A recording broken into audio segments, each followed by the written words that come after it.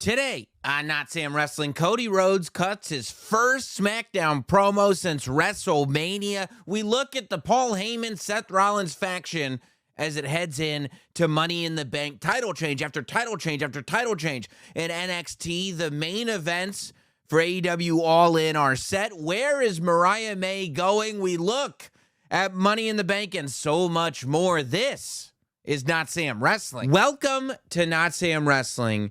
And we come to you here with so much going on. First of all, big announcement.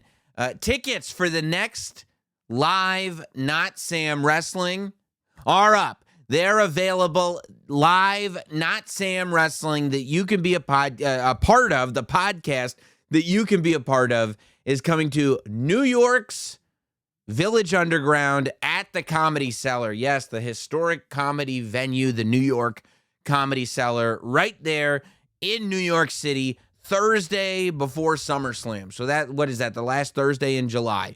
The Thursday before SummerSlam. I want to say it's a 5 p.m. show. There's a tickets link at notsam.com. You just go to notsam.com, go up in the corner, click tickets. You can get your tickets now if you're going to be in town SummerSlam weekend. Then make sure the Thursday before SummerSlam you are in New York City at the Village Underground at the Comedy Cellar to be a part of the next live, in-person Not Sam Wrestling podcast. Get out there, get your tickets. I'm sure we haven't missed yet with one of these live shows. If you missed the WrestleMania podcast with Dominic Mysterio, I mean, you can see the video of it up on the YouTube channel, but it was incredible being there live. I'm sure this one will be just as, if not more, incredible. Go get your tickets. I'll tell you what was incredible to me, and I had to sit with it for a minute, right? Because I didn't quite know what to expect. Cody Rhodes' return promo on Smackdown. So, of course, Cody Rhodes returns to the WWE on Saturday night's main event as a surprise. We haven't seen him in a month since he left WrestleMania without the championship. We haven't seen Cody Rhodes. The last time that happened, the ex-champion didn't return until SummerSlam. That was last year, and Roman Reigns. This isn't what we're getting this year. Cody was gone for a month, comes back at Saturday night's main event to challenge Logan Paul and John Cena at Money in the Bank alongside Jey Uso. All four on SmackDown this week. But I was, of all four, even with Cena, of course, Jey Uso and Logan Paul, both surprises. But even with John Cena announced for SmackDown, Cody Rhodes was the person that I was most interested in seeing. Cody Rhodes is the person with the most to discuss. You know, John Cena kind of got out of the way, everything that he had to say on the Monday Night Raw after WrestleMania. Now it's time for Cody to tell us, how is he feeling? How is he feeling about John Cena? How is he feeling about losing at WrestleMania? How is he feeling about the fact that that's what we got for the main event of WrestleMania? How is he looking? And it struck me when he came out for his promo on SmackDown and he did not have the WWE Championship, that I think there's a lot that we take for granted about Cody Rhodes. But one of the things that we take for granted is the length of his title reign. He was following a 1,316-day reign that Roman Reigns had. The fact that he held that title for a full year is nuts in the modern era. It's just, comparatively speaking, Roman Reigns had it for 3.5. So I think that that's something that we should consider, because it was kind of striking when Cody Rhodes came out for SmackDown and he didn't have the WWE Championship. You're just like, I guess I didn't realize how much I associated him with that title. But I thought that Cody's first promo back was low-key masterful. I thought that he delivered an under-the-radar masterpiece of a promo, because it wasn't time for the big Cody promo, because we're not going towards the WWE Championship rematch. We're going towards a tag match at Money in the Bank. It's a big deal. He's going to get his hands on John Cena, but it's not the big return. So we can't have all the fire here. So I'm sitting there, right? And the realization is that Cody Rhodes is a babyface in the modern era. and we've talked about this many times, but to be a true babyface in the modern era of wrestling is already insane.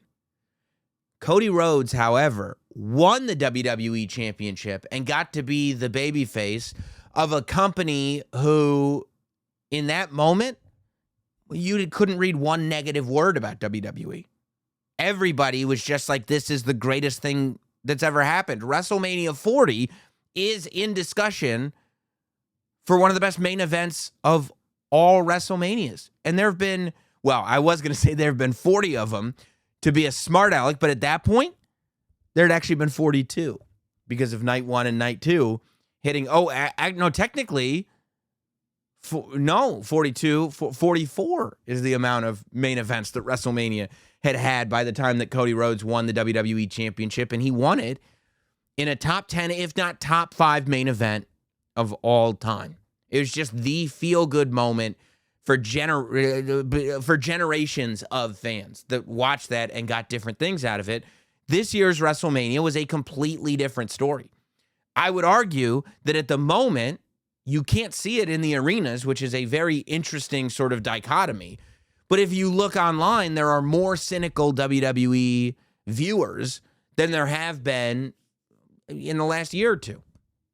You know, we're getting to a place where, because not only did John Cena, a heel, win at WrestleMania, but he won in a way that a lot of fans looked at and said, that's BS, that was terrible, that now Cody has to come back and be the babyface of that. And that's an extremely difficult thing to do, because you can't pretend it didn't happen, but you can't dwell on it either. Because you want to be the babyface and have yourself up there as the person that the fans can cheer for, but also make sure your job as the babyface is to make sure that the product stays on this platform. The commentators even said it about Cody Rhodes as he walked to the ring. He's the captain, QB1, for a reason, and there's no denying it. So now the quarterback has to get in the ring and not only explain to you why you should still have faith in him as the captain, but also in the whole team, in the whole product. And to me, Cody did an incredible job. And I think that you can judge that based upon the reaction that he got. People were worried, and nobody will fess up to it. Nobody will say, oh, I thought this and it didn't happen. You don't hear that very often. But so many would tell you Cody's never going to be able to be a babyface again. So many would tell you they're going to have to turn Cody heel. So many would tell you Cody's going to get booed when he gets back. And not only is he not getting booed, but he's taking you on the next journey. Cody gets in that ring and he cuts a promo where, in a fairly limited amount of time, he addresses the fact that he lost the WWE Championship. He addresses the fact that his friends turned on him throughout his title reign. You know, he talks about AJ Styles. He talks about Kevin Owens. He talks about the expectations that were put on him backstage. He talks about the expectations that Triple H and the bosses of WWE put on him. He talks about, and it was only for a sentence, but it was addressed, the real life of it, which was he had more to deal with backstage and more battles to win backstage than maybe any champion ever has. And we all know. We're all on the internet. We're all speculating wildly at all times. Cody just addressed it and said that's part of what made him a champion. And when we do that Raw recap podcast, when Big E's been on, he always talks about that. As a champion, you're not just trying to, win those storyline battles in the ring, but there's all these battles backstage that you're trying to win. And Cody Rhodes' title reign is, I don't want to say defined by those battles, but it's certainly closely associated with those battles from the very beginning, where the only reason that title reign was able to start was because Cody Rhodes and the fans of Cody Rhodes convinced the WWE that Cody Rhodes' title reign needed to start at WrestleMania 40. There were forces that didn't want it to happen. Storyline, real life, it's all mixed together. Cody addressed that in a single sentence and then straight up addressed the final boss. And in a single sentence, and this is, I feel like, I mean, this was so needed, where The Rock not being at WrestleMania, The Rock not being associated with John Cena's heel turn at all, has not been addressed by John Cena at all. And it's left a lot of us confused. And Cody, in a single sentence, if you're just listening to the words, Cody tells you, the final boss made an offer to take my soul. And while, that's whatever he said, as ludicrous as that sounds, I know that offer remains on the table. And right there, boom. You just stated that, number one, that offer was insane, and we were not crazy for thinking that this is a weird thing, and we still don't know what this means. But where many fans were sitting there like, well, I've lost faith because now it seems like that story went nowhere, Cody Rhodes in one sentence tells you that door's still open. So many of us watched going, well, I'm upset because that door is closed.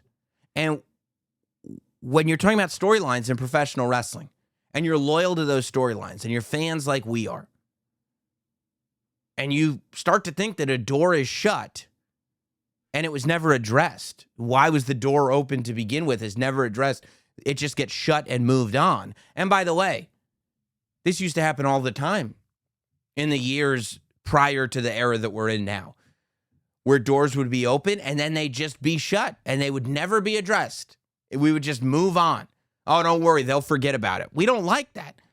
Wrestling fans don't like, oh, don't worry, they'll forget about it. We can't stand that because we never forget about it. We're nuts. I include myself in that category. So the fact that Cody said that he knows that that offer remains not only lets you know that, okay, the whole final boss thing isn't dead.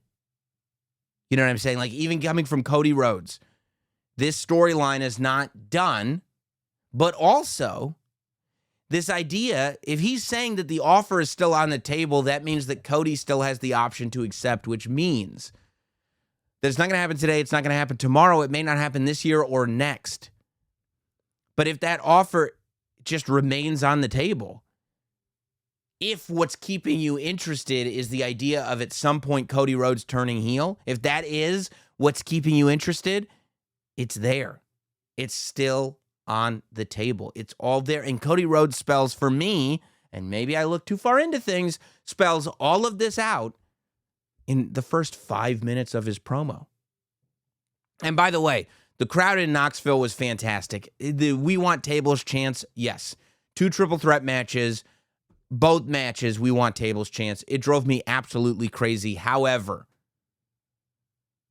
they were on fire all night, reacting to the stories all night. I thought they were a great crowd. Sold out crowd in Knoxville of like 15,000 people. And then Cody Rhodes says, I've got a surprise. And all he says is, I've got a surprise. And the fans start chanting, yeet. We cannot take for granted that it wasn't that long ago there was an era where if a superstar said, I have a surprise, and then introduce somebody who is literally already on the roster and is his tag team match for the pay-per-view in 2 weeks, everybody would have been like, this is not a surprise. It's just a promo. But Cody says, I have a surprise. And not only is the audience accepting of the fact that it's Jey Uso, they want Jey Uso. You look, and as soon as they started chanting yeet, and Cody looks around and he smiles, you can see people in the audience wearing Jey Uso merch. They wore Jey Uso merch to a show that Jey Uso was not advertised to be on, for a brand that Jey Uso is not even a part of. And when he says, your world heavyweight champion, main event, Jey Uso, and Jey Uso comes out and the music starts playing and the entrance starts, 15,000 people go absolutely nuts. And they're all yeeting along with him. And every kid wants to be a part of it. And every adult has their phone out taking videos. And everybody is losing their minds because they get to see Jey Uso. They wore their merch to this Jey Uso, for this Jey Uso appearance that they didn't even know was happening. And in this moment, right, looking at this reaction that this audience gives Jey Uso, this is why I went on a whole rant on the Raw Recap podcast on Monday on WWE's YouTube channel. Because even from a storyline perspective, when somebody like Gunther or Logan Paul or whoever it is, post-WrestleMania, is telling Jey Uso, oh, you're not a real champion, and then fans online go, well, he's not a real champion, well, why is Jey Uso the champ? Jey Uso only does 2 moves, why is he the champion? He can't even cut a promo right, why is he the I'm so done with it. I meant every word that I said about it. I don't think that it should be a part of storylines anymore. I think it is an absurd argument to have as fans on the internet. It is based in complete fallacies and a total bad faith argument. All you have to do is watch Smackdown. Look at that show. Look at the reaction that Jey Uso got. Listen to the reaction that Jey Uso got when all Cody did was announce that he was there. Listen to it. Experience it. And understand that whether Jey Uso is your favorite wrestler or not, to act as if you don't understand why the decision was made for Jey Uso to be the world heavyweight champion is bonkers. It's crazy to me. Like, of all things that you could criticize, of all things that you could say about wrestling, to say, oh yeah, this Jey Uso's world champion thing is not working, it's like, that's not a thing to say. That's not a take. You just make things up. Yeah, well, WWE always does shows where the ring floats in midair. It's amazing. It has just as much validity as your statement on Jey Uso. And I mean, it's almost like this thing, like, to me, like this idea, right? Like in this promo, you have Cody Rhodes cutting the promo of a lifetime. You have John Cena doing the John Cena thing. You have Logan Paul that I thought did really, really well. And then Jey Uso just goes, oh, yeet. And people go, well, everybody else spilled their guts. And all Jey said was, oh, yeet. Except when he said, oh, everybody in the audience said yeet. Jey is a vibe, dude. That's what they're there to see. And these matches are not disappointing. The WrestleMania match was not disappointing. The Seth Rollins match was not disappointing. The Logan Paul match was not disappointing. At some point, give in. Allow it to be what it actually is. Don't fight upstream to criticize something. It makes no sense. If you have a valid criticism about things, that should be voiced. Things should be better that could be better. But if something is working, don't make up reasons to not like it. You could say it's not my thing. You could say I don't like it. Oh, I'm not really into it. But to not acknowledge that everybody else is, I mean, it's like you just go into an ice cream place and go like, strawberry ice cream? Strawberry ice cream is the worst. Nobody would ever have that as dessert. It makes no sense. Meanwhile, half the restaurant is eating strawberry ice cream just because you don't like it. You see what I'm saying? So, 15,000 people are losing their mind in Knoxville, Tennessee for Jey Uso. And that's when John Cena, and then they take a break, and then Jey Uso runs his entrance back, and the arena goes crazy for it again. John Cena comes out, and he gives Logan Paul his props. I've got to say, John Cena comes out, and I like his arguments for Logan Paul. I like the idea. You see, I think that you can, if you want to, make an argument for the fact that Logan Paul is an extremely valuable asset to the WWE. And that is an argument that John Cena could make, and it would piss a lot of people off, which I think is the idea. See, I think that a lot of what John Cena did here and a lot of what he's been doing as a heel is wrestling heel stuff, and it's fun. And I haven't lost interest in it, but it's not hitting me on a visceral level. You know what I mean? And I think that storytelling in wrestling has been elevated to the point that you want those top stories to hit you on a visceral level. You don't want to just kind of enjoy the fun of it. You want to get like hit in the chest by what's going on. And John Cena, of all people, has the absolute ability to do that. I want to see this heel version of John Cena. I want him to more resemble the version of John Cena that called out The Rock for having his promo written on his arm. I want this heel version of John Cena to bite. I want this heel version of John Cena to have this foundation of, guys, I truly know how to do this better than you. I truly am better at this than you. None of you have actually accomplished what I've accomplished in a truthful way. And as a heel, if you as a babyface are going to get over on me, it's going to be a difficult thing to do. You know, John Cena has been very biting in the past.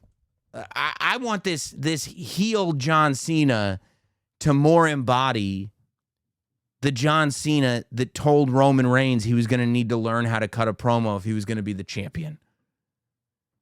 I want this heel John Cena to more embody the John Cena that looked at Theory and said, people don't care about you because you're boring. There's nothing to you.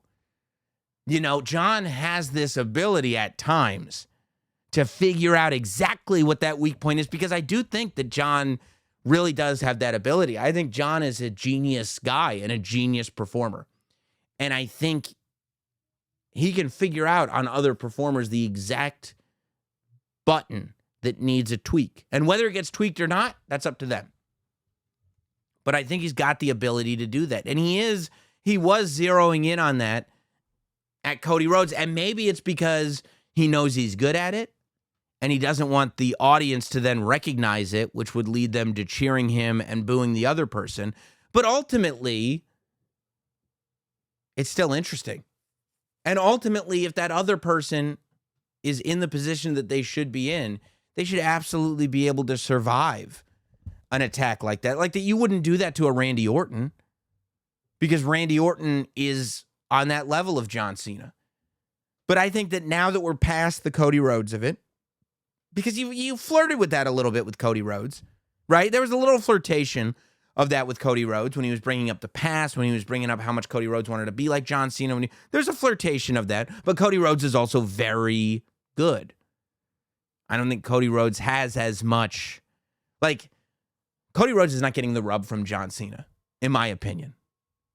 I don't think Cody Rhodes or Randy Orton are getting the rub, quote unquote, from John Cena. They're already the guys. But I do think that John could get in there and, I mean, be cruel to some of the people that he's matched up with. You know, and as this continues, if he does end up face-to-face with CM Punk, if he does end up doing a champion versus champion thing with Jey Uso, I mean, he should start stripping people down. At least I would like to see that. I can speak for myself and tell you that's what I would like to see from John Cena. And I would also like for him to really kind of put on the table why Logan Paul is as valuable as he is, because there is a lot of truth in that. And I thought Logan Paul came out and did an excellent job. I liked Logan coming out and say, and by the way, John was getting there, right? When he said, when he basically said, what did he say? That Jey was lazy and that Cody was, he didn't say trying too hard, but he was basically saying he was desperate. Cody was desperate and Jey is lazy. And you go, okay, those are real criticisms the people who are critical of Jey and Cody have had. Let's dig in on those. Let's get into that wound a little bit. Why is Cody desperate? How is Cody desperate? Why is Jey lazy? How is Jey lazy?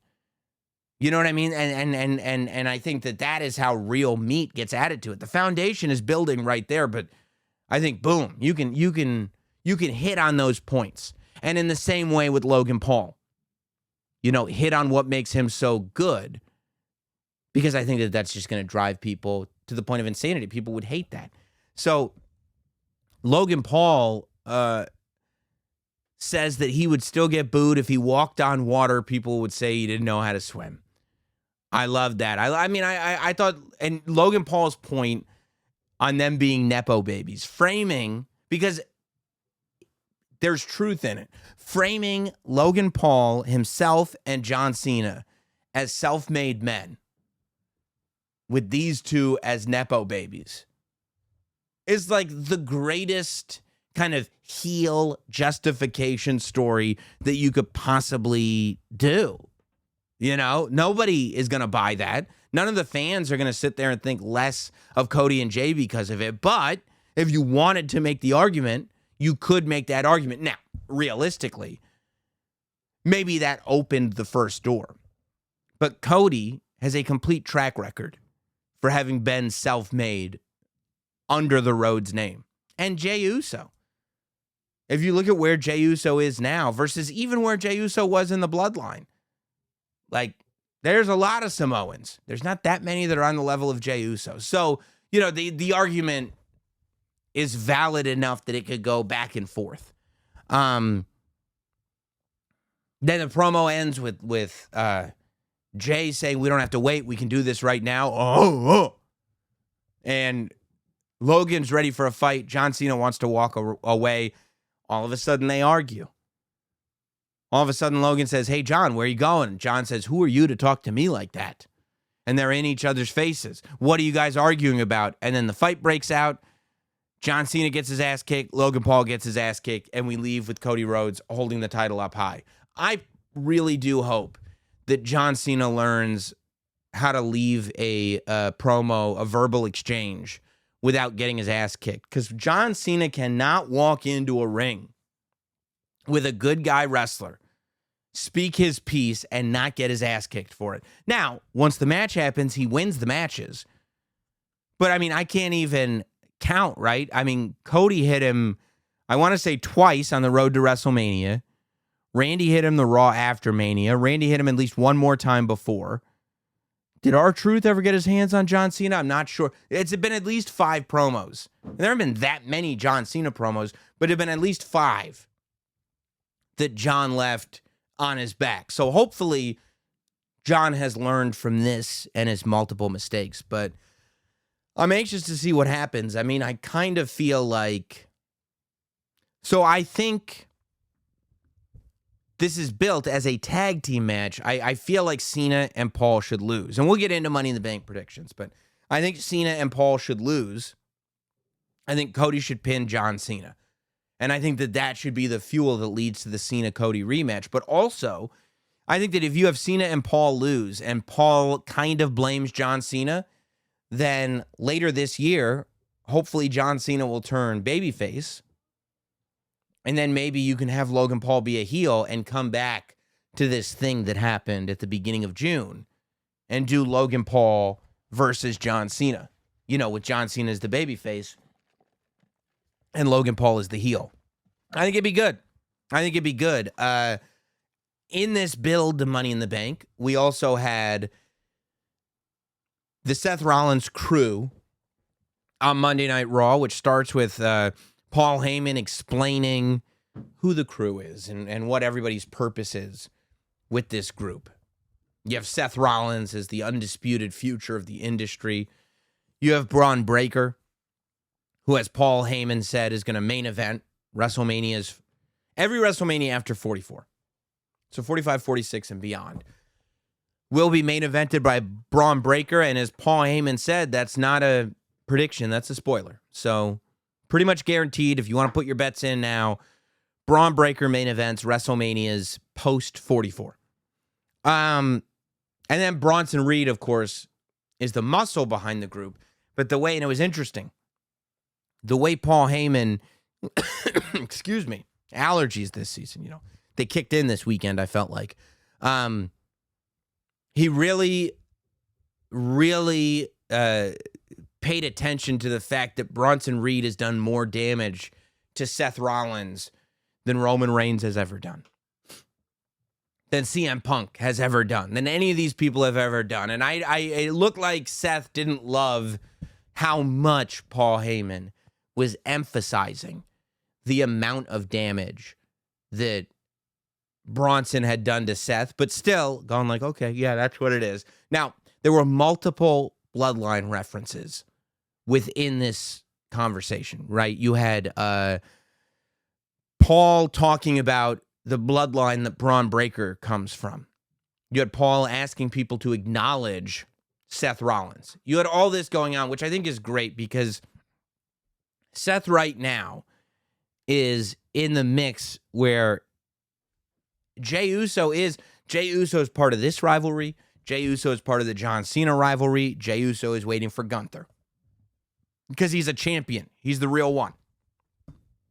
And I think that beyond that, he's also got Sami Zayn in front of him. He's also got CM Punk in front of him. And I do love that the seeds are being planted right there for the fact that, just like I said, Cody is making sure that all the Rock stuff is still on the table no matter where he goes. Paul Heyman and Seth Rollins are making sure that all the Roman Reigns stuff stays on the table. It was almost as if, like in my mind, I go, okay, so Seth is going to have to deal with Jey Uso. He's going to have to deal with Sami Zayn. He's going to have to deal with CM Punk. And by the way, I don't see Sami Zayn turning. I know this has been the prediction. Just because somebody is a good guy doesn't mean they have to turn. Not every babyface has to turn. And Sami Zayn has been a heel before. It's not like we haven't seen it. But I don't think Sami Zayn as a heel is going to be as successful as Sami Zayn as a babyface. And I think Sami Zayn is also, he's evolved into that category of babyface where it's like, don't mess with this. You have a true babyface here that men, women, and children love for a completely different reason than they do about Cody Rhodes, but it's not dissimilar to that strength that Cody Rhodes character has. So why, just because you can, would you turn that heel? If you start to notice the audience isn't really feeling babyface Sami anymore, then sure, but I don't really think that you're going to get there. I think people love Sami Zayn and can relate to Sami Zayn and you know, and at this point in his career have kind of been on that journey with him. So I don't see Sami turning, but I do see this idea that Seth has got all these rivals in front of him. And I believe he's going to have to get through all of them before eventually the big man returns. Roman Reigns comes back. It almost feels like, and I know as of last week, and I still feel the same way, I would love to see Drew McIntyre versus Seth Rollins at WrestleMania. But just the way everything is being spaced out, it almost feels like they're right now. And Paul Heyman has said, when does the build for WrestleMania 43 start? The night after WrestleMania 42. And the night after WrestleMania 42, we're not thinking about who's going to main event WrestleMania 43. We're thinking about who's going to main event WrestleMania 44 and also 45. And how do we get there? So I feel like the thought is to build to Roman and Seth at WrestleMania. Right now, that's what it feels like to me. It feels like all the pieces are being set up so that you can have a War Games match. I think that this is going to be your War Games match. And who knows, this could be the return. This could be, Roman Reigns may not return until War Games. Who knows for sure? But I think that the idea of Roman and CM Punk having to coexist on a War Games team again, under completely different circumstances, figuring out who the leader is, and having that babyface team, and Jey Uso and Roman being on the same War Games team again, but this time it's not bloodline connected.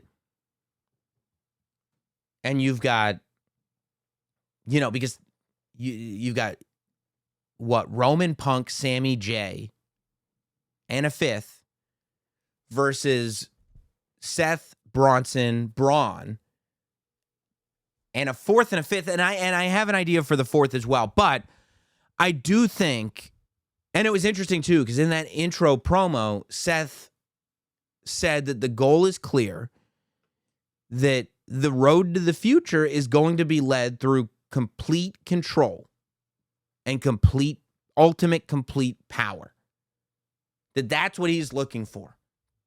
Total control and total power of the future of the industry. It's his future. He is in charge. And what's really interesting about that is that coming off of WrestleMania 41, Seth Rollins sets himself up as the nucleus. Everything he is the sun. Everything revolves around Seth Rollins. A year before, at WrestleMania 40, it was the complete opposite. A year before at WrestleMania 40, Seth Rollins was being completely selfless, destroyed his body, lost his championship, had to walk away.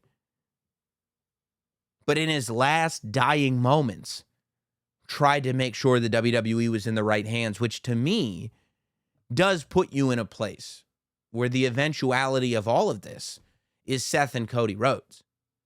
Because at some point, Cody has to say, Seth, like, you set me up to be the future. What are you saying? Like, I can't be the future anymore? You need to be in control? Right? Like, what changed between WrestleMania 40 and WrestleMania 41? And I think at some point that needs to be addressed, and Seth and Cody is a thing. Right now, and again, we're going to talk about Money in the Bank, but my pick, Seth Rollins is my pick for Money in the Bank. I think that the thing about this faction is that you want them to be a threat. You want them to have this power. And they do to an extent because they have all this muscle, because they have the brain of Paul Heyman and they have the skill of Seth Rollins. But you want it to be tangible. And I don't think it's time to put the World Heavyweight title on Seth Rollins just yet.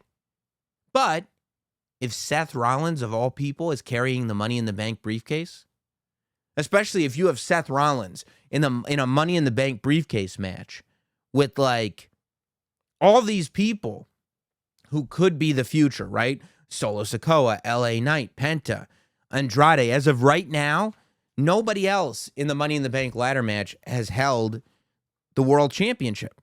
Nobody in WWE, depending on who wins the qualifier this week. So when you look at that and realize that Seth takes the Money in the Bank briefcase for himself instead of somebody who hasn't had the world title yet winning that briefcase, and then holds on to it with the knowledge that at any point the next heist of the century is coming, I think that the Seth group becomes even more powerful.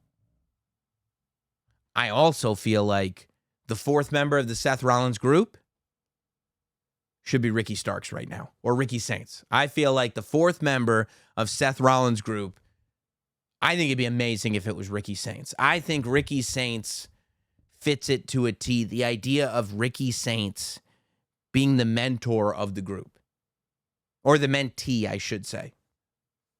The idea that Ricky Saints is going to come in and sit under the learning tree. The idea that we have our future all planned out and Ricky Saints is so clearly a part of the future, he's going to join this group. But also the thing about Ricky is that you look at him, and I can't help but think that a year from now, it's Ricky who casts Seth Rollins out and who takes control of this group. It's Ricky who ends up the Paul Heyman guy. It's Ricky who ends up with Bronson and Braun by his side. It's Ricky who takes this away from Seth Rollins in a year. And then you want to talk about mentor-mentee. You've got the ultimate heel in Ricky Saints. And he's looking at his actual real-life mentor, Cody Rhodes, as the ultimate good guy. I mean, there's a lot there to me, but I feel like Ricky Saints is the guy for it. And I think the reason this was on my mind this week is because of everything going on NXT. Now, last week's podcast, I didn't cover Battleground or AEW Double or Nothing because I taped the podcast before those pay-per-views, because otherwise I'd be up all night on Sunday night. I had to get it out for Monday morning. Last Sunday night was an amazing night for pro wrestling, like top to bottom. Both those shows were unbelievable. NXT Battleground is headlined by Trick Williams versus Joe Hendry for the TNA Championship. So already history is there in the sense that this is the first time the TNA title has been defended on a WWE pay-per-view. History is really made when Trick Williams beats Joe Hendry. And it's set, by the way, an insane 3-day period for NXT. I don't think most people thought Trick Williams was going to win the TNA Championship.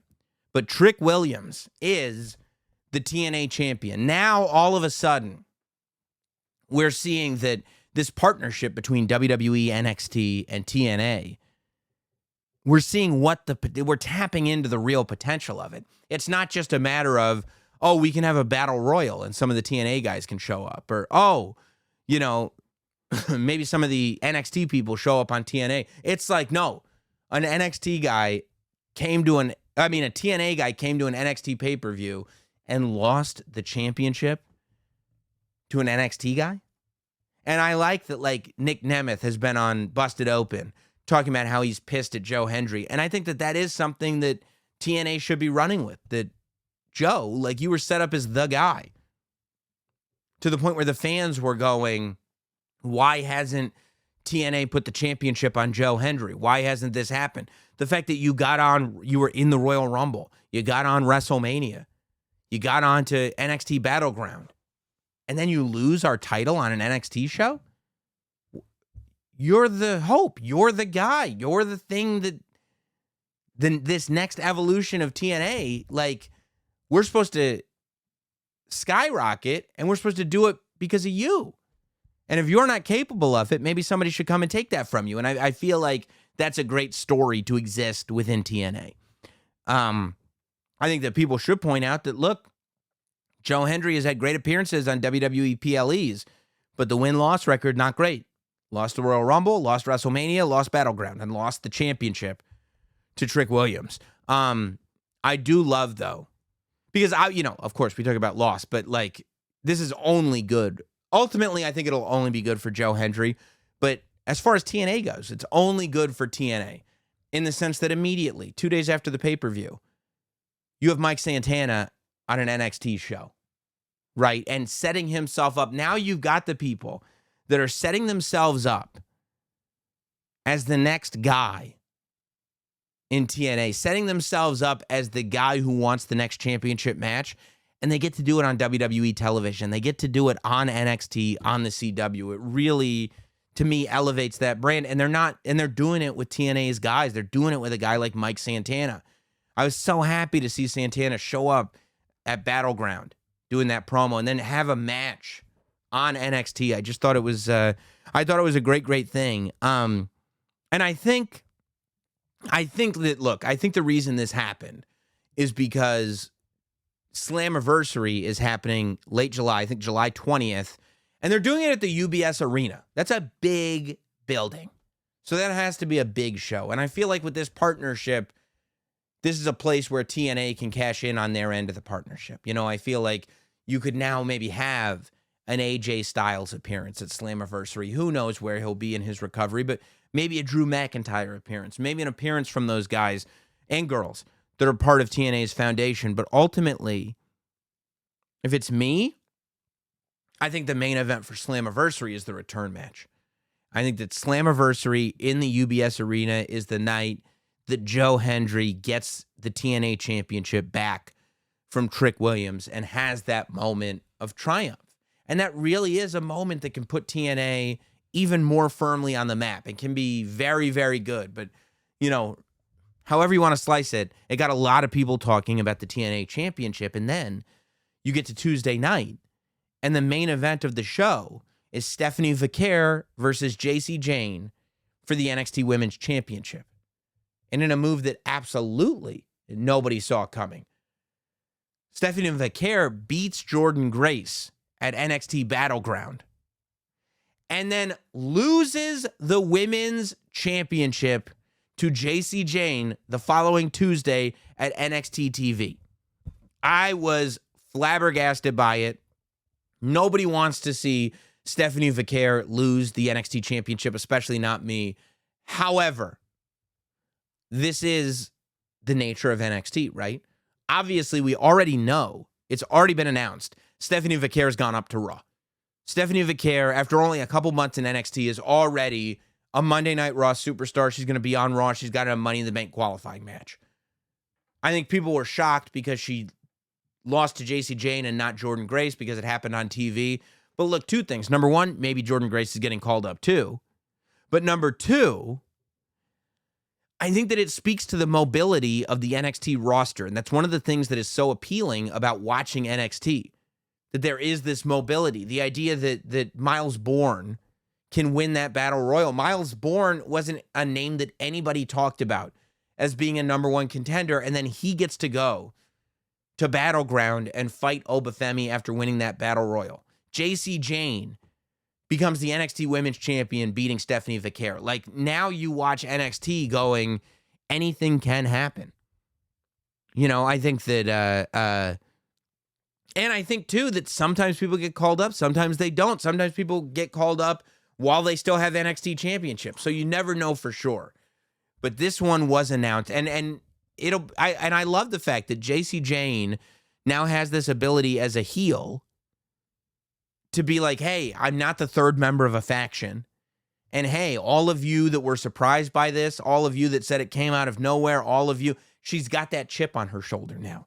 She's got all the momentum and all the reason to have disdain for the people that did not have faith in her. And I think that that's just an awesome sort of character place for Jacy Jayne to be, and I think it's tremendous for NXT. But that wasn't the only title switch that happened on Tuesday. This one caught everybody off guard too. Ricky Saints losing the NXT North American Championship to Ethan Page. Ricky Saints barely had the title, but of course they've been building this blood feud between Ricky Saints and Ethan Page for a couple of weeks now. And first, they can't get along. They can't even let Mike Rome do his big championship announcement before they start attacking each other. The referee decides just start the match without an intro. Don't even worry about it, Mike Rome. Just tell him it's for the title and let's go. Ring, ring, ring. The bell rings. Then they're on the outside of the ring. They're beating each other up. The referee's like, what am I going to count you both out? Ava comes out and she says there has to be a winner. And she doesn't say it's no DQ. She doesn't. So you can say whatever you want. But she goes, look, let stuff go. Referee's discretion. There absolutely has to be a winner. We can't keep continuing this. And immediately, Ethan Page puts Ricky Saints' throat first through the bottom of a chair. I mean, the bump looked horrific in a good way. Like, it looked insane. Like, you didn't know if Ricky Saints was catching his throat on that crossbar, if one of the tops of the legs was poking him. It was disgusting. But Ricky Saints gets back in that ring. They have another, I mean, it felt like 7 or 8 minute match. Like, Ricky Saints was trying to fight through it. He can't get there. After all the brutality, Ethan Page pins Ricky Saints. Ethan Page is the North American champion. And I feel like it would have to be that Ricky Saints is coming up, right? Because it's like, Ava says there has to be a winner. And there is. And it ain't Ricky Saints. So I don't know how Ricky Saints comes back and goes, hey, you know, you hit me with a chair. Like, that's not really in the spirit of how the match went. So like I said, I'd like to see Ricky Saints go to Monday Night Raw. And I'd like to see Ricky Saints join the Seth Rollins, Paul Heyman group. I just feel like having him as the young guy in it would just be too perfect. And then, as if this thing wasn't loaded enough, then, after everything that's happening, rumors and wild speculations start. Rumors are going crazy because Mariah May was taken off of AEW's roster page. Yes, Mariah May, an absolute pillar in the Tony Storm storyline in AEW. Somebody that came in to AEW, and I mean, you talk about a standout. You talk about somebody that became a star in AEW. That's Mariah May. Mariah May is on a very short list of people who, in not a ton of time, became absolute superstars in AEW. She's now off the roster page, and the rumors are going nuts that it's going to be Mariah May joining WWE, which I think would be great. You know, I mean, for a while now, and I think I've said it on podcasts before, Mariah May has been on my list of like, okay, if you could switch as a fan, who would you be interested in seeing switch rosters around? And every single time I go, I'd want to see Mariah May in WWE. I think she could absolutely crush it in WWE. And there are people in WWE that I'm like, it'd be really interesting to see them go over to AEW. There are other people in AEW that I think it'd now be interesting to see in WWE. But I think if the rumors are true and Mariah May is coming over, it's a hell of a signing. And, you know, for a long time, it was, you know, the rah-rah call was NXT has the greatest women's division in wrestling. But we are theoretically at a point, right, where we already know Roxanne Perez, Stephanie Vaquer, and Julia have all been called up. Alexa Bliss, Bianca Belair are back. Becky Lynch and Charlotte Flair are back.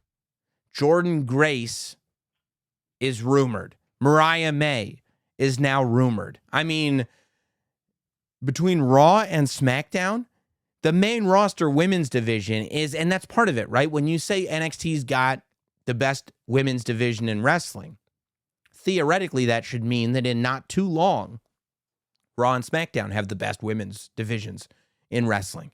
And I think that that's where we're at, that now like the trigger was pulled and here we are. And it couldn't be a better time because the announcement's already been made that in July, next month, you've got the second all-women's PLE Evolution that's going to be in Atlanta, Georgia, that Sunday.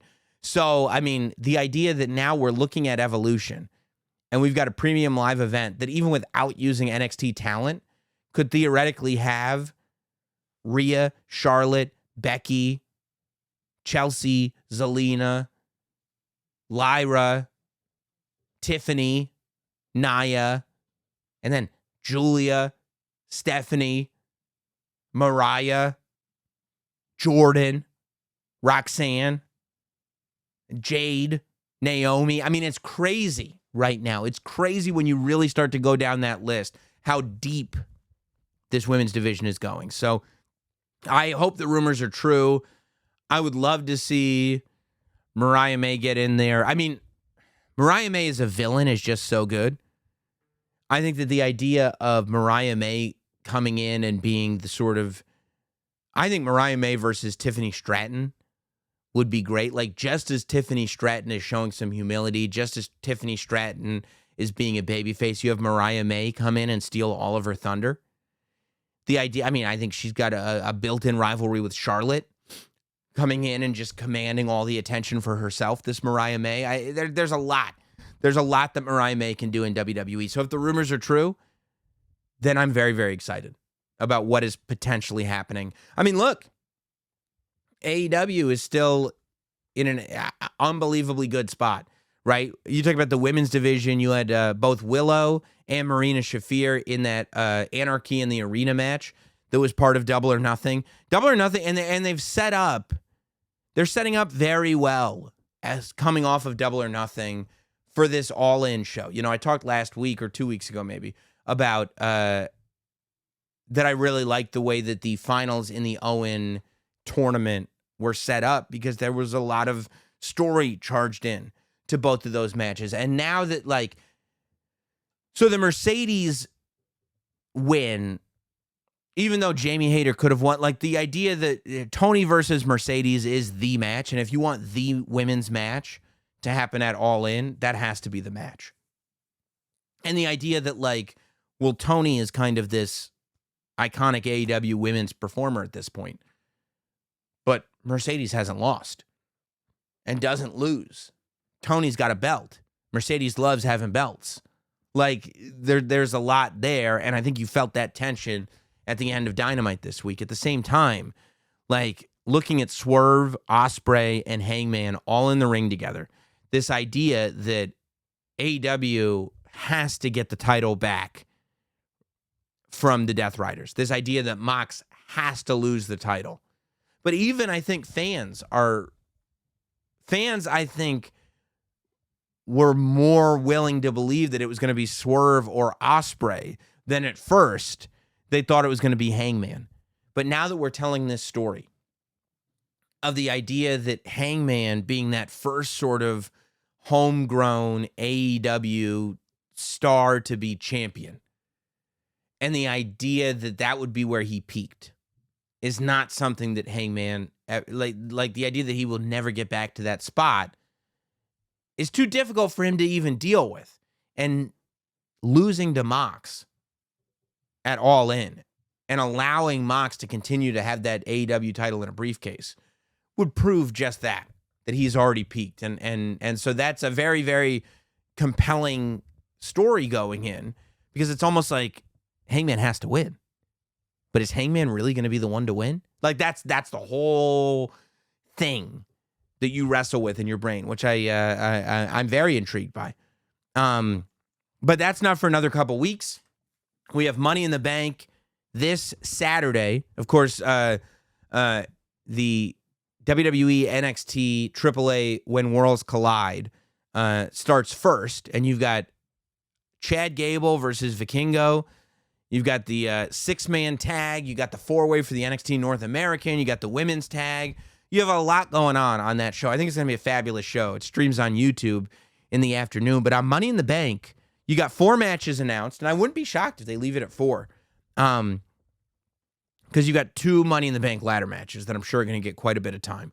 But before we get to the Money in the Bank ladder matches, you've got Cody, Rhodes, and Jey Uso versus John Cena and Logan Paul. I think you all know where I stand on that match. Cody and Jey should win. Cody should pin John Cena. Logan Paul should resent John Cena for it. Eventually, first up, you'll get to Cody and Cena. Eventually, Cena will turn babyface. You can get to Logan and Cena. Becky versus Lyra. Now, Becky versus Lyra, rematch for the Intercontinental Championship. This time, if Becky loses, she will never challenge for the Intercontinental Championship again. But if Becky wins, Lyra has to raise Becky's arm. I think Becky's got to win. And I think she's going to cheat. Because Becky said in the promo, when I win fair and square, you'll do the honorable thing and raise my arm. And the idea is that it won't be fair and square. And Lyra will have a problem raising her arm. But I think this is the match. You know, Becky's given Lyra a couple of victories. Excuse me. I think Becky wins this one. And I think the idea is going forward, and maybe it happens. Yeah, I don't know. I don't know if they wait all the way to SummerSlam for it, because we're like 2 months away, so maybe it's before SummerSlam. But Becky versus Bayley for the Intercontinental title, I've been saying, is the women's Intercontinental title rivalry that I want to see. I feel like that's the rivalry that will put this title on the map. And I think that is where we go. That is why Becky would beat Lyra at Money in the Bank. You've got your men's Money in the Bank ladder match, which is Solo Sikoa, LA Knight, Penta, Seth Rollins, Andrade, and the last qualifier is either AJ Styles, CM Punk, or Grande Americano. Now, Chad Gable is booked for Worlds Collide, so that doesn't stop Grande Americano from going to Money in the Bank at all. You know what I mean? They usually, I think, travel together, but they could travel separately for this one. Look, a lot of controversy here, because this means that Karrion Kross, who a lot of people wanted for Money in the Bank, is not even in a qualifying match for the Money in the Bank ladder match. So for this one, my hope is, because I want Seth Rollins to win the briefcase, regardless of who's in it. I want Seth Rollins to win the briefcase. I would like to see Seth and his goons cost Punk this qualifier. AJ pins Grande Americano. AJ is in the ladder match. I would like to see Karrion Kross cost AJ the ladder match. This whole Karrion Kross thing, before the internet took it over, and before, coming off that promo that he cut on the Raw Recap podcast, what had been set up was at WrestleMania, that Karrion Kross was begging AJ Styles to use the brass knuckles, and AJ Styles wouldn't do it. I think that we can finally pay that off by having Karrion Kross stop AJ Styles from winning the briefcase. Thus, because he's saying, like, AJ, you can't be trusted with the briefcase. You blew your one opportunity with Logan Paul. You're not what this business needs. You can't be trusted with that briefcase. I'm going to stop you from getting it. And then coming out of Money in the Bank, you can build that Karrion Kross AJ Styles rivalry. I feel like that, if you had AJ Styles win that match and then Karrion costs AJ the Money in the Bank, you can come out of this Money in the Bank ladder match with tension between Solo and Jacob, tension between AJ Styles and Karrion Kross, and Seth Rollins carrying the briefcase. That's probably what I would do with it. And then on the women's side, you've got Alexa Bliss, Roxanne Perez, Rhea Ripley, Julia, Naomi, and then either Stephanie Vaquer, Liv Morgan, or Ivy Nile. So I think in this one, even though Stephanie Vaquer is also booked for Worlds Collide, I think in this one, I have Dominic screwing Liv by mistake in the qualifier, the same way, and you don't know if he's doing it on purpose or not, but the same way he did to Finn in the qualifier. Dom accidentally screws Liv, and then Stephanie Vaquer wins, joins that match, but ultimately, I have Roxanne Perez winning this Money in the Bank ladder match. I like the idea. I think she's a bit of a dark horse in this thing.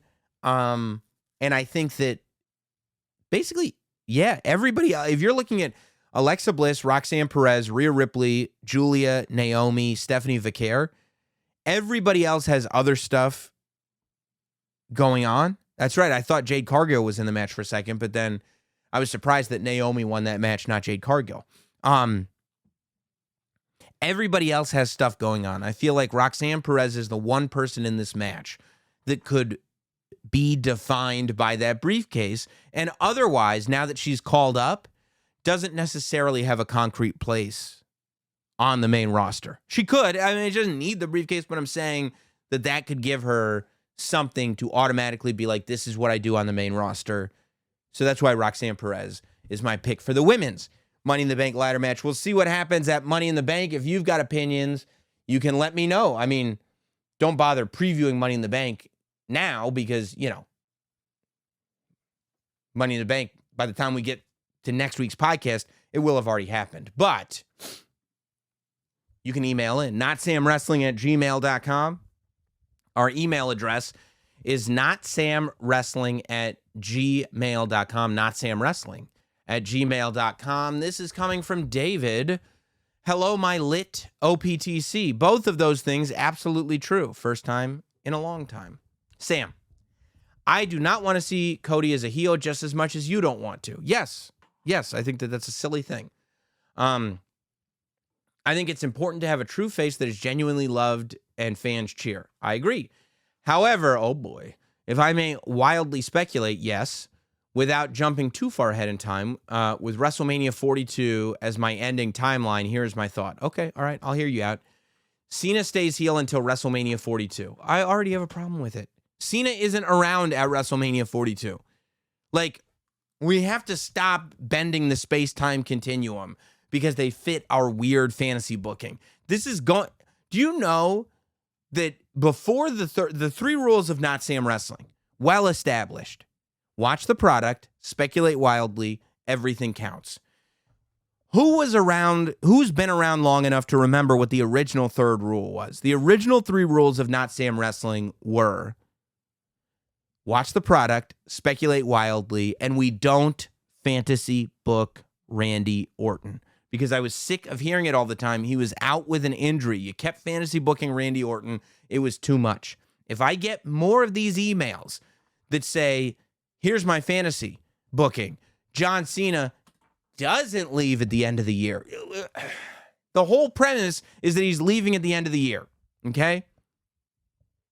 Don't make me add a fourth rule, which is we don't fantasy book John Cena at WrestleMania 42. He's not staying until WrestleMania 40. Stays heel until WrestleMania 42. He's not even going to stay until WrestleMania 42, let alone stays heel. However, I think we will see Cena end his final tour as a good guy. Then how is he going to still be a heel at WrestleMania 42? It's ending in December. Don't set yourself up for a bad Christmas. No more John Cena after the ball drops. I also think it will take a certain superstar to beat the good back into him, as R-Truth claimed he would do. I have heard you mention that this could be good guy Drew McIntyre. I foresee it being Cody Rhodes, with his soul sold to the final boss. This is dumb. Brother, what are you doing? You started so well. Cody just mentioned on Smackdown that the offer will always stand. Okay, so we both heard that, and we both thought the same thing. I like that. In the end, Cody versus Cena, WrestleMania 42. Cena is a heel, Cody is a face. By the end, we see a face Cena and a heel Cody. Cody walks out with The Rock as champion. My why is this: after WrestleMania 42, Cena is gone. No, he's not. Why do you think this? I mean, first of all, that we've got to get to Cody and Cena before WrestleMania. So, because we're already starting that road now. So unless Cody is going to lose to Cena again, and then he's going to get a third match with him where he finally beats him, which is possible, but you have to tell me that. But no, I mean, maybe you can set this up for the last Saturday night's main event of December or something like that. But you cannot set this up for WrestleMania 42. It makes no sense on the timeline that we're on. And AJ writes in, first, let me acknowledge my podcast tribal chief. I will. I was watching Smackdown with my 12-year-old daughter, Chelsea. And we both picked up the fact that Cody Rhodes brought up the final boss and the offer to sell his soul. You see, you guys are the best. Everything counts. And I love that your 12-year-old daughter picked up on it too. Wrestling is the best. We found this interesting for a couple reasons. First, why bring up The Rock after everything The Rock has put out on social media about his chain of events with Cody and John Cena, and how the story how the story didn't, I don't know what you're writing. Have we been falling for another trap? Second, well, I think Cody, that's a good question. I think Cody is saying, like, look, I don't want to be involved in stories that have people feeling less than fulfilled, or have people feeling like stuff is not being acknowledged that they're seeing in front of their faces. So I'm going to bring it all forward as this quarterback, as this babyface, and I think it's great. Secondly, and maybe more importantly, Cody said no matter how many times he says no, the offer still stands. I don't know about you, but when he said this, Chelsea and I looked at each other, and we knew we were thinking the same thing. The first words out of her mouth were, if Cody turns heel, I'm still rooting for him. I see Cody betraying Jey in the near future. As much as I know I won't like it, I know I will respect it. I don't think we're that close. I'll say that. I don't think we're that close. I think it's just a matter of leaving it in the ether. Just letting you know that that door is not shut. That's all. It doesn't mean it's happening anytime soon. It's just letting you know that that door is not shut. Shiamo writes in from South Africa, longtime fan. I know Shiamo. We've emailed back and forth. Well, I haven't emailed you, but I've read your emails. I was watching the Evolve Women's Championship match, and a thought occurred to me. If you were starting a wrestling company today, who would be your top women between Kaylee Armstrong, Kendall Gray, and Zeta Steele? Zeta Steele probably would be my top. I think she's amazing. I would have to watch more Evolve to give you a fully educated answer. I did watch the Women's Championship match. Peter Rosenberg calling his first championship match. How about that guy on the ones and twos, giving us that raw emotion?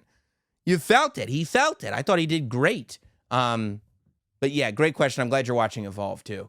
Kaysen writes in, I'm here for the I love you solo button. Well, then that's what you're going to get. I love you solo! Can I be acknowledged as the Not Sam Shill who brought the button back a few weeks ago? I will acknowledge you, sure. Which crowd chant do you dislike the most? The what chant during promos? This is awesome during matches that are just good but aren't awesome. We want tables during random triple threat matches. Keep up the good work. I enjoy the pod each week. while I run? I'm probably running right now while you're reading this. Well, it's a good question. I don't mind. This is awesome. Honestly, I do agree that it is oftentimes factually inaccurate, but it doesn't bother me. It's just enthusiasm, and it doesn't throw things off course. The what chant sucks. The what chant is very annoying. However, you can fight the what chant. If you change your cadence, I've seen people fight the what chant, and they do a great job. We Want Tables is by far the worst chant in all of wrestling. Because it's like, anytime any amount of fans realize that the disqualification rule is not a part of this match, everybody starts chanting, "We want tables." You can't just have table spots every single match. Let the story be told. The table spot has to be a key part of the story, not just because you thought of it. To me, I associate "We Want Tables" with a beach ball in the audience. I think it's obnoxious. I think people should be thrown out for chanting it. And if I were running my own promotion, don't worry about the women from Evolve. If I were running my own promotion, you'd be thrown out of the arena or Elks Lodge for chanting "We Want Tables."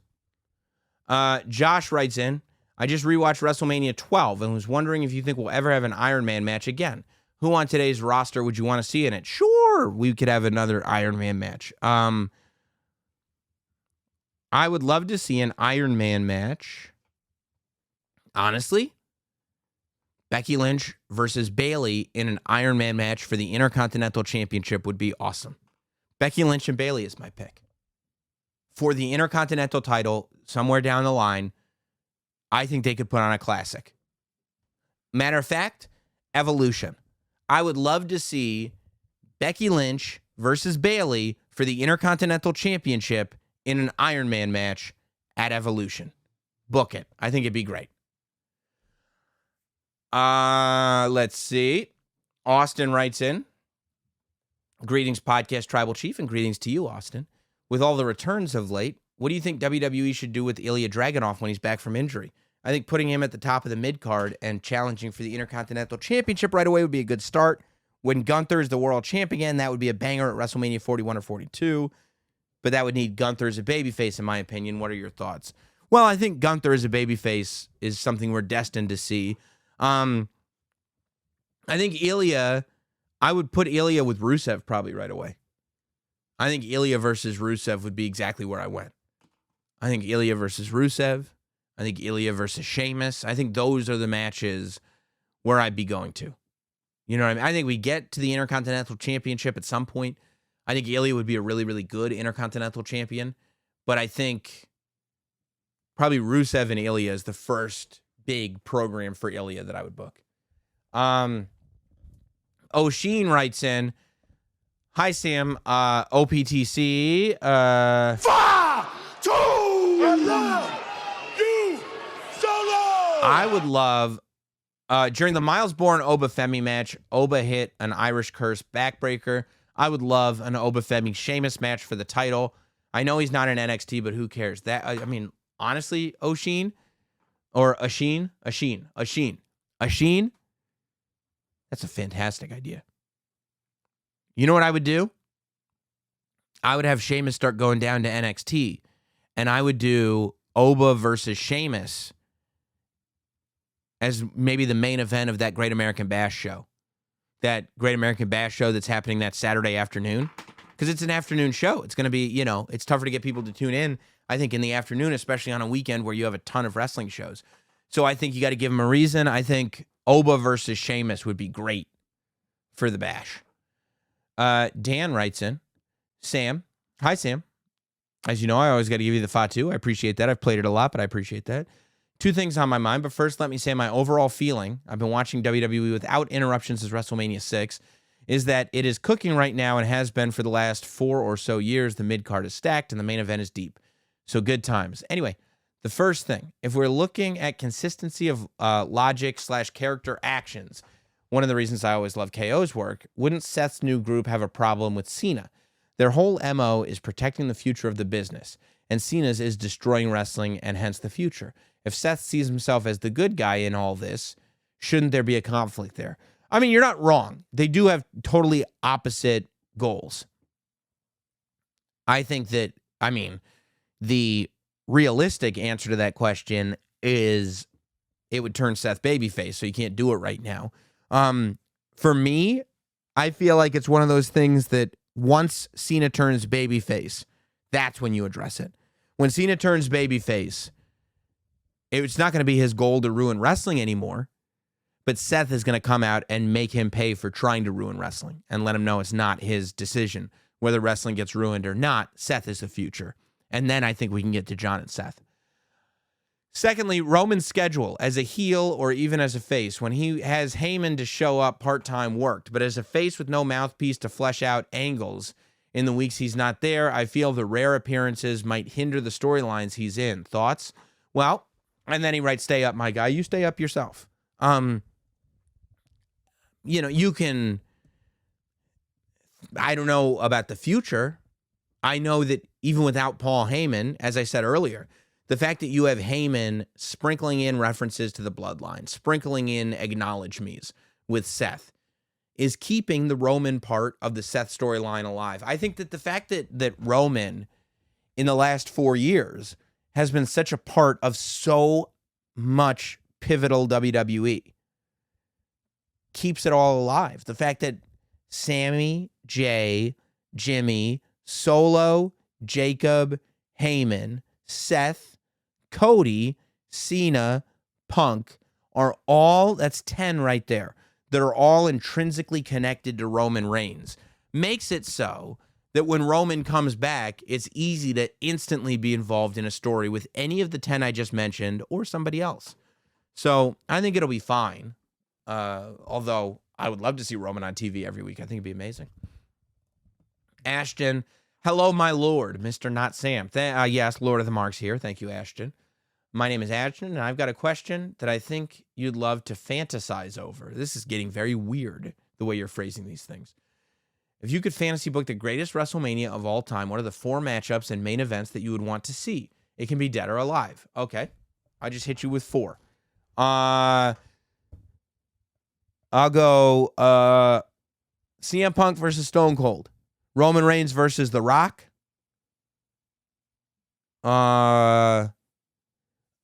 Undertaker versus Sting.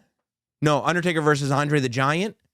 And, of course, Dominic Mysterio versus Shawn Michaels. That's my 4 matches. Actually, those are great matches. You could take that to the bank. That was awesome.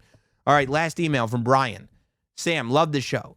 I have a theory I'd like to hear your opinion on. I believe that John Cena will remain heel all through his retirement run in 2025. In his final match, he'll defeat CM Punk and mirror their classic Money in the Bank match. John Cena will leave with the championship and blow a kiss to CM Punk as he leaves. What if then whoever is the Money in the Bank contract holder announces maybe on the next Monday Night Raw that they're cashing in the contract, but they're doing it for John Cena's title and they want to do it at WrestleMania? I think this would be pretty cool, and it would mean we get another WrestleMania for John Cena. No, that's not, because John Cena would just be like, you can declare all you want. I'm not coming back. First of all, yeah, the problem would be you'd have a huge storyline hole between December and April. So the whole first quarter of 2026, you've got nothing with that championship. It makes it so that the Royal Rumble matters 50% as much. And it makes it so that people are going like, what? So John Cena retired, announced his retirement, left as champion, but didn't realize he was contractually obligated for the Money in the Bank. Like, why would John Cena even show up? The whole idea is that you won't be the real champion. So even if John Cena lets them win by forfeit, they're not the real champion. So,